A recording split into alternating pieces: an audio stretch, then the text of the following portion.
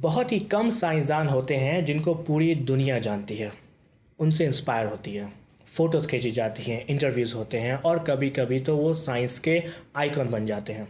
ऐसी शख्सियात में चंद Isaac Newton, Einstein, मरी क्यूरी एंड स्टीफन हॉकिंग हैं।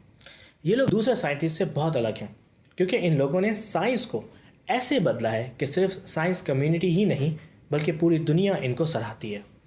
आज हम बात करेंगे स्टीफन हॉकिंग के बारे में। This is Gauhar Ali Rizvi and you are on my channel.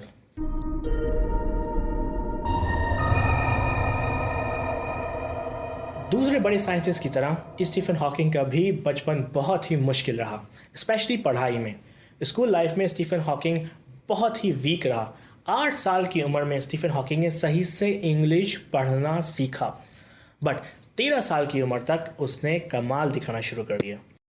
उसके स्कूल के फ्रेंड्स उसे आइंस्टाइन पुकारते थे। हाउएवर वो स्टिल पढ़ाई में इतना अच्छा नहीं था। स्टीफन हॉकिंग अपने मैथ्स टीचर डिकरन टाटा से बहुत ज़्यादा इंस्पायर हुआ और उसी इंस्पिरेशन में उसने मैथमेटिक्स पढ़ने की ठानी। स्टीफन हॉकिंग का बाप चाहता था कि वो मेडिकल ज्वाइन करे क्योंकि उन्हें लगता था कि मैथ्स में स्कोप नहीं है और ख़ास जॉब्स भी नहीं है, लेकिन उस वक्त मैथमेटिक्स पढ़ना पॉसिबल नहीं था। तो हॉकिंग ने फिज़िक्स और केमिस्ट्री को चूज़ किया। हॉकिंग ने ऑक्सफोर्ड में स्कॉलरशिप के लिए अप्लाई किया और उसी साल उसे स्कॉलरशिप मिल भी गई।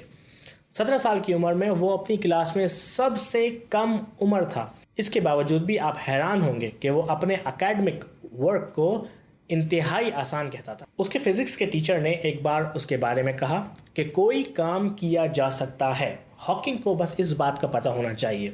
उसके बाद वो बगैर किसी की हेल्प के खुद ही कर डालता था। ऑक्सफोर्ड से पास होकर वो कैम्ब्रिज चला गया। हॉकिंग को एक मोटर न्यूरॉन डिजीज़ हुई जिसको एमायोट्रोफिक लेटरल स्क्लेरोसिस कहते हैं। आप लोग शायद इसको ALS के नाम से जानते हैं, और अगर तब भी याद नहीं आ रहा तो जो बाल्टी में ठंडा पानी डालकर अपने ऊपर उंडेला था, वो सारी वीडियोस ALS चैलेंज इसी डिजीज़ के लिए थी। ये डिजीज़ मसल्स को इफ़ेक्ट करती है और मसल्स काम करना छोड़ देते हैं और अपनी बॉडी को किसी भी हिस्से को मूव नहीं कर पाते। हॉकिंग को इसी वजह से एक स्पेशल चेयर में रखा जाता है और एक स्पेशल कंप्यूटर उसकी आइज़ और चीक मसल के ज़रिए उसे बोलने की सलाहियत देता है, क्योंकि अब सिर्फ उसका चीक मसल ही काम करता है।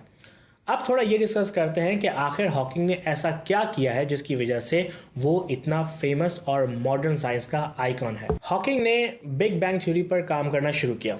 उस वक्त 2 थ्योरीज मौजूद थी, big bang and steady state theory.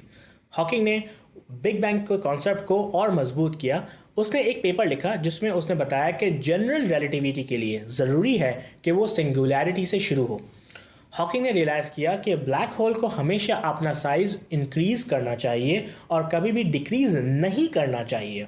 For example, हम सब जानते हैं कि ब्लैक होल के चुंगल से कोई नहीं बच सकता। तो उसने सोचा कि जब कोई चीज़ निकल नहीं सकती तो इवेंचुअली ब्लैक होल का साइज़ सिर्फ इंक्रीज़ ही होगा और कभी भी डिक्रीज़ नहीं होगा। जब हॉकिंग्स ने ये रिजल्ट्स अनाउंस किए तो एक यंग फिजिसिस्ट जैकब बेकेनस्टीन ने एक बहुत ही बोल्ड प्रेडिक्शन की कि शायद ब्लैक होल के इवेंट होराइजन से हम ब्लैक होल की एंट्रोपी मेजर कर सकते हैं। हॉकिंग ने ये बात नहीं मानी क्योंकि एंट्रोपी के लिए टेम्परेचर का होना ज़रूरी है और टेम्परेचर मेजर करने के लिए उसे डिटेक्ट नहीं किया जा सकता। क्यों? क्योंकि nothing escapes the black hole, so heat को भी ट्रैप रहना चाहिए था। बट कुछ अरसे के बाद हॉकिंग को अंदाज़ा हुआ कि वो शायद गलत था। ब्लैक होल्स एनर्जी इमिट करते हैं। कैसे?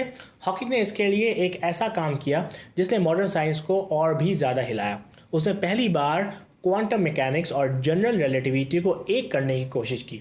उसने कहा क्वांटम मैकेनिक्स में स्पेस खाली नहीं होती बल्कि ये वर्चुअल पार्टिकल से भरी हुई होती है जो इतनी जल्दी प्रोड्यूस होते हैं कि हम उसको मेजर नहीं कर पाते। लेकिन अगर ये प्रोडक्शन ब्लैक होल के करीब हो तो शायद कोई पेयर में से एक ब्लैक होल एब्जॉर्ब कर ले और दूसरा शूट होता हुआ स्पेस में निकल जाए, जिसकी वजह से ब्लैक होल का मास कम होगा वक्त के साथ साथ। इस बात से ये पता लगा कि ब्लैक होल अपना साइज़ कम करते हैं। जो रेडिएशन निकलती है वो हॉकिंग रेडिएशन कहलाती है। सो टेक्निकली हॉकिंग ने अपने आप को ही गलत साबित कर दिया। हॉकिंग ने एक बात और की जिसको ब्लैक होल इन्फॉर्मेशन पैराडॉक्स के नाम से जाना जाता है, जिसमें उसने कहा कि ब्लैक होल में किसी भी चीज़ के जाने के बाद वो बिल्कुल ख़त्म हो जाती है और उसका कोई भी ट्रेस नहीं बचता। यानी कि अगर आप उसमें से इंफॉर्मेशन रिट्रीव करना चाहें तो वो नहीं कर सकते। बट जॉन प्रेस्केल ने इसको चैलेंज किया और कहा कि ऐसा नहीं है, इंफॉर्मेशन का इंटैक्ट रहना चाहिए। 2004 में हॉकिंग ने अपनी हार मानी और कहा कि पर्सेल ऑलमोस्ट सॉर्ट ऑफ सही कह रहा है। हॉकिंग ने जो साइंस के लिए खिदमात की हैं वो लाजवाब हैं। हॉकिंग ने बहुत सी किताबें लिखी जिसमें सबसे ज़्यादा popular the brief history of time है। And that's it. Let me know आपको ये वीडियो कैसी लगी। वीडियो ज़रूर लाइक करें और मुझे यूट्यूब के ऊपर सब्सक्राइब करें। अगर आप कोई और भी टॉपिक देखना चाहते हैं तो मुझे बताएं एंड मैं उसके लिए एक वीडियो बना दूंगा। इसके साथ साथ मेरी रिकमेंडेड वीडियो देखें जिसमें मैंने थ्योरी ऑफ रिलेटिविटी को डिस्कस किया है।